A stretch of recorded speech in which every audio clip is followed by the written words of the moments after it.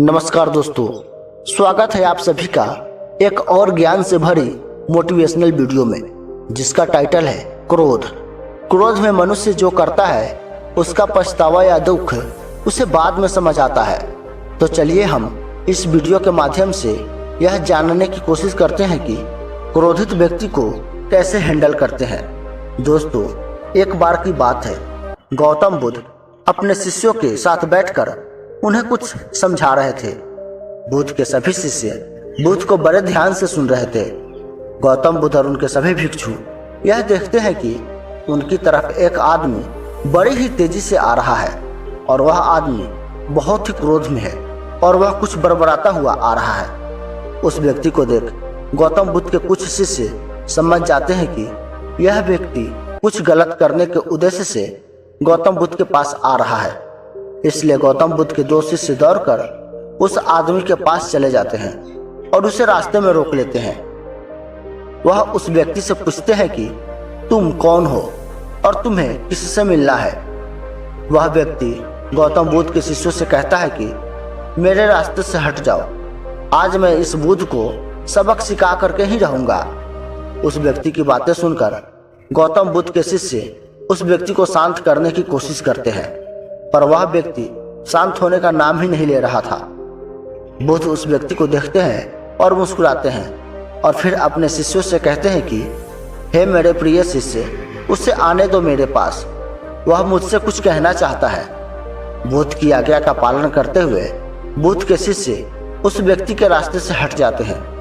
फिर वह व्यक्ति बुद्ध के पास आकर खड़ा हो जाता है। जैसे ही व्यक्ति बुद्ध के पास पहुंचता है, वह बुद्ध को गालियां देना शुरू कर देता है। बुद्ध इस व्यक्ति की गालियां सुनते हैं, परंतु उसे कोई भी उत्तर नहीं देते हैं। बहुत देर तक बुद्ध को गालियां देने के बाद वह व्यक्ति अपने मन में सोचता है कि मेरी गालियों का तो बुद्ध पर कोई असर ही नहीं हो रहा है। इसलिए उस व्यक्ति का क्रोध और भी ज्यादा बढ़ जाता है। वह व्यक्ति बुद्ध के ऊपर थूक देता है। उसके बाद बुद्ध एक कपड़ा उठाकर उस थूक को साफ कर लेते हैं। यह देखकर गौतम बुद्ध के सभी भिक्षु क्रोध से भर जाते हैं, पर बिना बुद्ध के आज्ञा के कोई भी भिक्षु अपना क्रोध प्रकट नहीं कर सकता। वह व्यक्ति दोबारा से बुद्ध के ऊपर थूकता है और बुद्ध दोबारा से एक कपड़ा उठाते हैं और उस थूक को साफ कर लेते हैं। फिर बुद्ध मुस्कुराते हुए उस व्यक्ति से कहते हैं कि मित्र, तुम्हें कुछ और कहना है। जैसे वह व्यक्ति बुद्ध का यह प्रश्न सुनता है, वह अंदर से बिल्कुल ही हिल जाता है।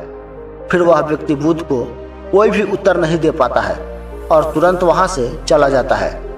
बुद्ध के सभी भिक्षु के मन में यह प्रश्न उठ रहा होता है कि उस व्यक्ति ने बुद्ध का इतना अपमान किया, लेकिन बुद्ध ने उस व्यक्ति को यह क्यों कहा कि वह और कुछ कहना चाहता है।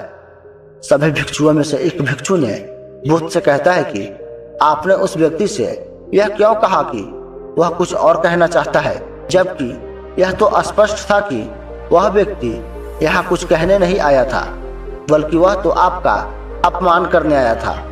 वह व्यक्ति बुद्ध का अपमान करके अपने घर चला जाता है, लेकिन पूरी रात वो सो नहीं पाता है। उसके मन में सिर्फ यही प्रश्न घूमता रहता है कि मैंने बुद्ध का अपमान किया, उन्हें गालियां भी दी, फिर भी उन्होंने मुझसे यह क्यों पूछा कि क्या तुम्हें कुछ और कहना है, जबकि मैं वहां कुछ कहने नहीं बल्कि उनका अपमान करने गया हुआ था। अगले दिन वह व्यक्ति सुबह सुबह जल्दी उठकर बुद्ध के पास चला जाता है और उनकी चरणों में लेट जाता है। बुद्ध के सभी शिष्य उसको देखकर आश्चर्यचकित होते हैं कि जो व्यक्ति कल बुद्ध का अपमान करके गया हुआ था, आज वह रो रहा है और बुद्ध के चरणों में पड़ा है। गौतम बुद्ध उस व्यक्ति को उठाते हैं और उस व्यक्ति से कहते हैं कि मित्र, क्या तुम कुछ और कहना चाहते हो। इतने में ही बुद्ध का एक भिक्षु बुद्ध को टोकता है और उनसे पूछता है कि बुद्ध, जब कल यह व्यक्ति आपका अपमान कर रहा था, तब भी आपने यही बात कही थी कि क्या तुम्हें कुछ और कहना है, और आज यह व्यक्ति आपके चरणों में पड़ा रो रहा है, आप तब भी यही बात कह रहे हैं। इसका क्या अर्थ है? बुद्ध, कृपया करके मुझे समझाइए। बुद्ध कहते हैं कि बात को कहने के लिए शब्द असमर्थ है। कल भी यह व्यक्ति मुझसे कुछ कहना चाहता था पर शब्द असमर्थ थे, इसलिए क्रोध में आकर उसने मुझ पर थूक कर वो बात मुझसे कहने का प्रयास किया और आज भी शब्द असमर्थ है और उसकी जगह इसके आंसू बह रहे हैं। उसके बाद वह व्यक्ति बुद्ध से कहता है कि बुद्ध मुझे क्षमा कीजिए, मैंने आपका अपमान किया है। तब बुद्ध कहते हैं कि तुम्हें क्षमा मांगने की कोई भी आवश्यकता नहीं है, क्योंकि क्रोध में तुमने किया उसकी पीड़ा तुम्हें मिल गई। इसमें तुमने दूसरे किसी को क्या नुकसान पहुंचाया है। बुद्ध अपने भिक्षुओं और उस व्यक्ति से कहते हैं कि क्रोध जलते हुए अंगारे की तरह है, जिसे हम अपने हाथ में पकड़ते हैं किसी और पर फेंकने के लिए, लेकिन हम यह भूल जाते हैं कि सबसे पहले उस अंगारे से खुद का ही हाथ जलता है। तो दोस्तों, उम्मीद करता हूँ कि इस कहानी से आप लोगों को कुछ सीखने को जरूर मिला होगा।